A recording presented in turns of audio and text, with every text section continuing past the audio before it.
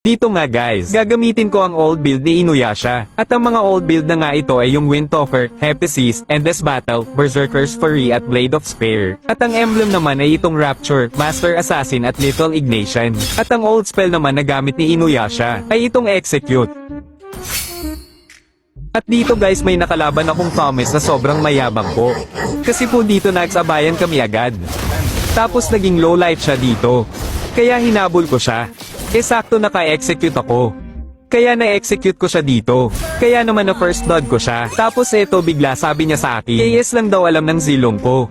At dito nakita ko ulit yung Thomas. Tapos nakita ko na low life na din ulit siya. Kaya nabigyan ulit siya ng execute ko. At dito na nga guys, nagsimula ang kayabangan ng Thomas po nila. Dahil nga cooldown ng ultimate ko kaya hindi ako nakatakas. Kaya nabigyan niya ako dito. Tapos bigla ito ang sabi niya. Kaya pa daw ba, ng zilong ko? At dito dahil wala ulit akong ultimate tapos low life na ako. Kaya naman nabigyan ulit ako ng Thomas. At ito na naman ang sinabi niya. Mahina daw ako magzilong.